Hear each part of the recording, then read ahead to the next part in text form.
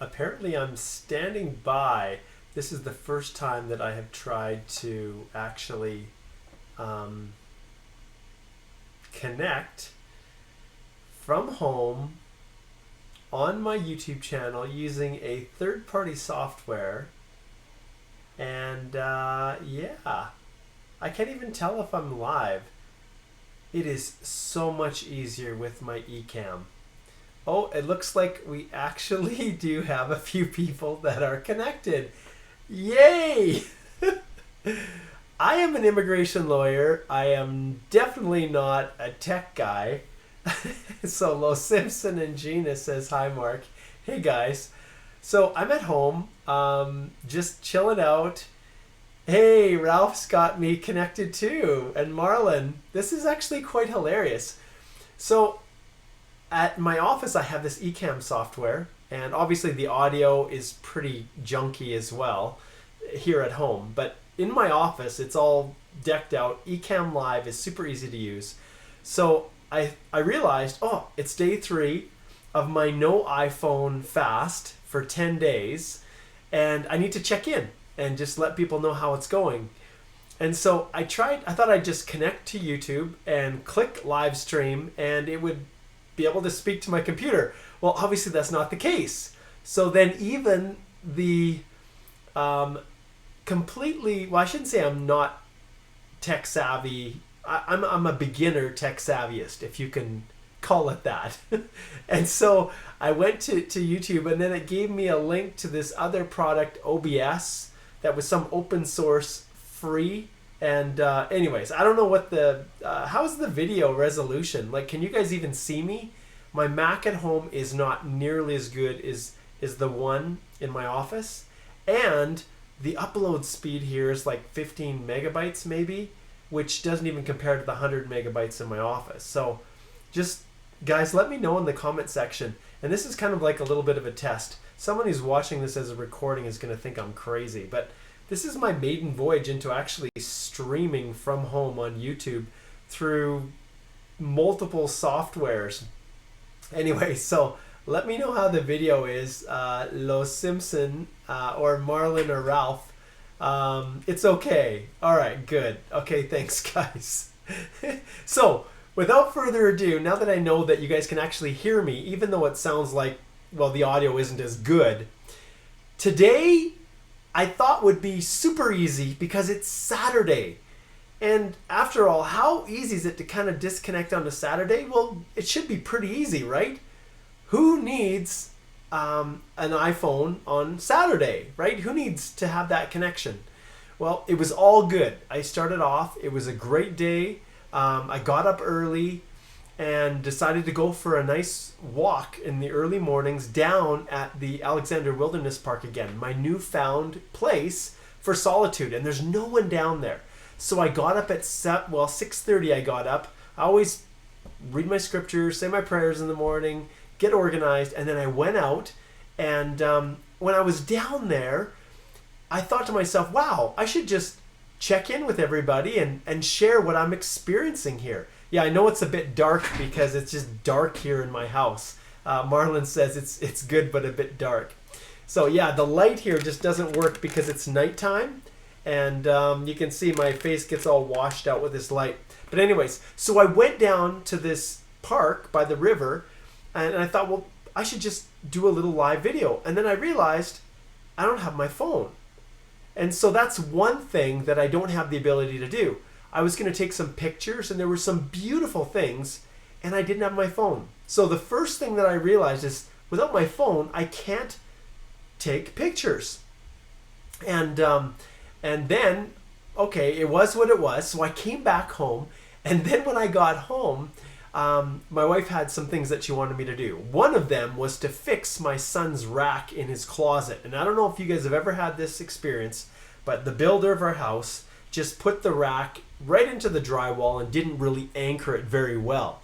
And so obviously it's been a few years now, but then last night, or actually it was maybe the night before, we heard this big crash in my son's room, and I went down there, and sure enough, the weight of his clothes and everything that he had up on that rack caused the whole thing to fall. So I had to get some parts. And what do? Because I'm not I'm not Mr. Handy. I'm not. I'm the farthest thing away from handy.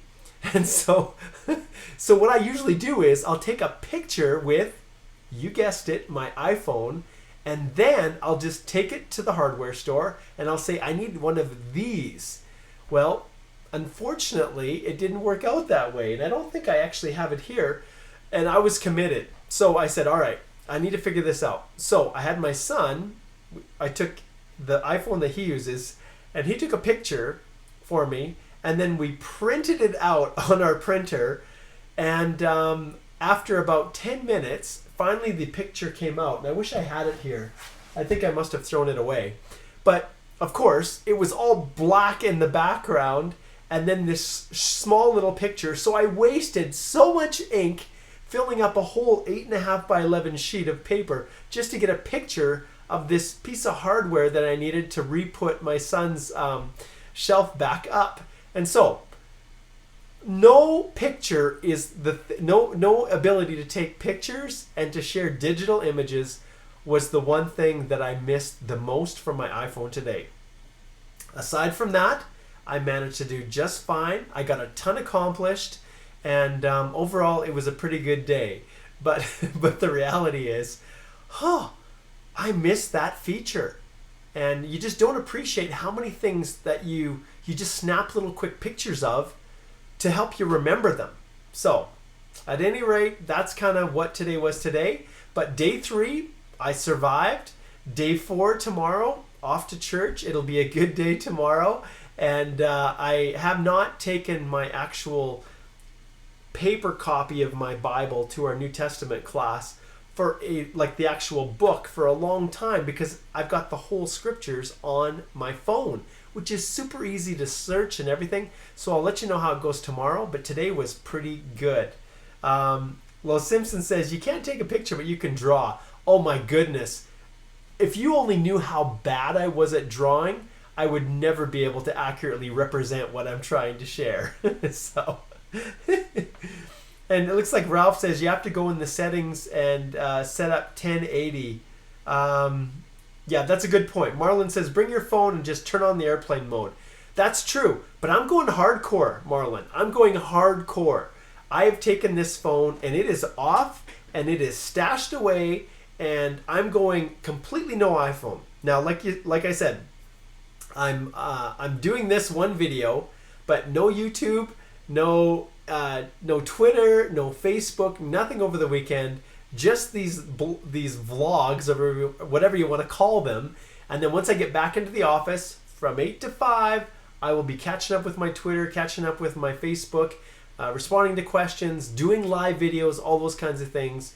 But I'm going to try to confine it to the business day. So there you have it. Thanks for tuning in, you guys. It's quite amazing. Like, the whole view and everything that I'm experiencing here is so much different than Ecamm. And it's so much, in my mind, so much more clunky. And I don't know if any of you guys have ever used, and you have to use it on a Mac, but Ecamm Live, at least that product that's used to sync with my Facebook and YouTube, is actually really, really good. So I miss it. And maybe I need to install it on this computer here at home, which is my Mac Mini. And Ralph says he's got a Samsung, and you bet, Android is awesome too. So that was my experience today. Thanks for tuning in, guys. And yeah, I'll be back tomorrow to let you know how tomorrow goes. Remember, all of you followers of my EE Live Q&A, that Express Entry Live Q&A, every Tuesday at noon I'm going to be doing that, and I've got another one coming up. And I spent, and this is one of the beautiful things that happen when you disconnect and you go analog. And what I mean by analog is right here, a book where you have one of these things right here, which is a pen, and you take this and you write in here. And when I was sitting down this morning by the river, sitting on a little bench, no one was around, I sat down and started to pencil out what I wanted to have for my practice and how I wanted to structure things so that I could just have time to create so much more content. And so just a quick little, I'll just put this up here if you guys can see it. This is my little sketch. And so, so it's unbelievable how a pen right here can help to draw things out of your mind. And I don't know if you guys have had that experience, but sometimes writing is so much better than typing. And being able to draw and diagram things out, it's like it unlocked a part of my brain that had been shut off for the past 15 years. Now, I'm being a little dramatic here, but it's true. I never actually imagined that just by going analog and just getting a piece of paper and writing on it like this and penciling out and drawing out and just bringing ideas to life, I never imagined how much I've been missing. So, one thing's for certain, I'm not going to be without my iPhone forever. But this experience of going 10 days without it, my iPhone fast, I personally think is going to change. It's going to be a game changer for me. I'm already seeing, as you heard in day 2 and day 1, I'm already seeing myself much more productive in my office. And yeah, I just feel like I've got a whole new lease on life. Now, with that being said, I'm sure I'm going to discover other things, other points of pain and suffering not having my iPhone. But for now, it'll work. All right? So, Lo Simpson says, I couldn't read what you're planning to do on Twitter. I'll show you Twitter, man. Check this out. So here's Twitter right there. Do you see what it says there? Amplify everything. News, releases. And when I mean releases of all of these other DIY courses that I'm going to do.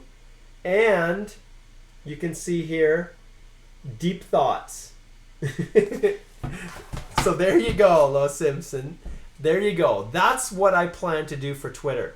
So Twitter is not something really where you're posting anything too substantive, but it's fantastic for amplifying the message. And that's something I have not been doing at all.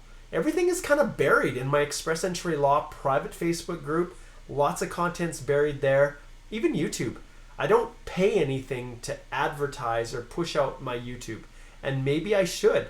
I said just a couple days ago, I think somewhere, I received my very first check right here from YouTube for $175 Canadian for the very limited views that I have. And you know, obviously I'm not going to quit my day job, but it was interesting. So to think that, yeah, I'm actually making a few dollars. Now, obviously I make a lot more money practicing law than I do as some YouTube content creator. But I'm excited. I am so excited at what I've got planned. So I've talked enough. This is supposed to be just a little quick jump in, and it looks like I'm already at about 13 and a half minutes. I'm curious to see how this actually plays out. But thanks everybody for checking in.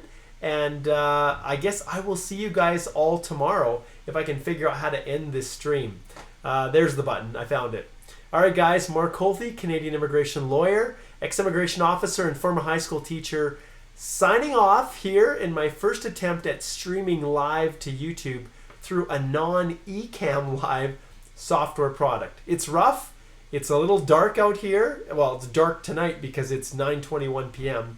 But overall, thanks for your feedback. I know it actually worked.